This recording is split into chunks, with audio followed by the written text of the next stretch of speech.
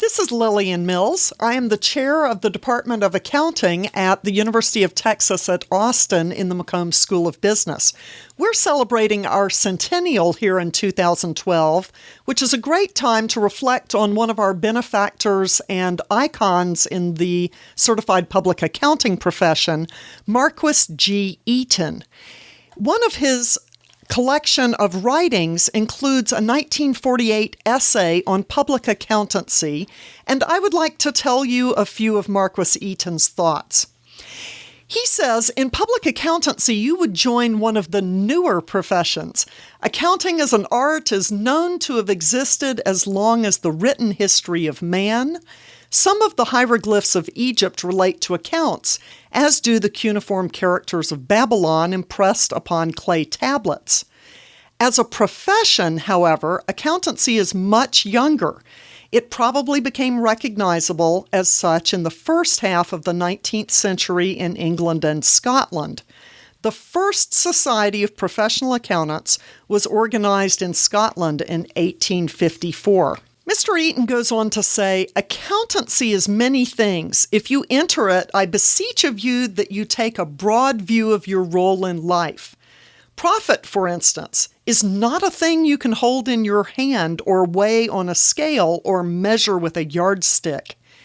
It is a thing of the mind, a thought that in many of its business meetings is best understood by an accountant. No one knows what or how much it is, except what you tell him. Your accountant's minds are the eyes, ears, nose, and mouth of business sensitivity to profits. Profits could not exist without you, and profit is the cornerstone of both our economic and political systems. Neither of these systems could exist without the minds of accountants.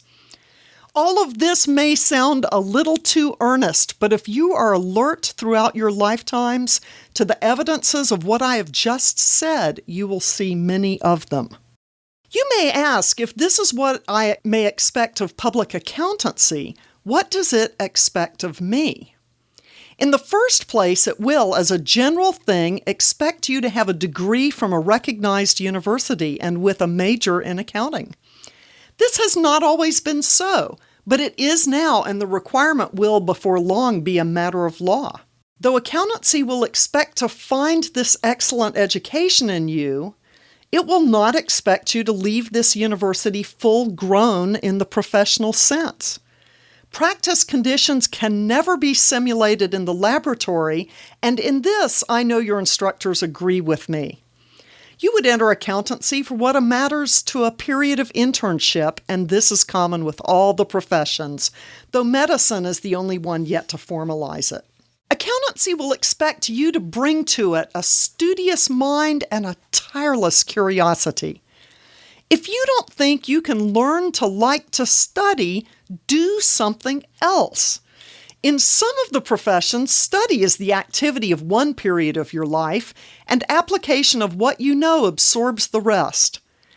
In accountancy, you are only employed to study out the solutions to problems. Each major solution is the product of a multitude of minor studies. If you don't like to study, you won't be successful at it. But if you do like to, and if you were fortunate in having God give you something to do with it, think of the absorbing interest of the arena in which you live your professional lives. Change in variety or the order of your existence every day. Nothing you ever do is exactly like anything you did before.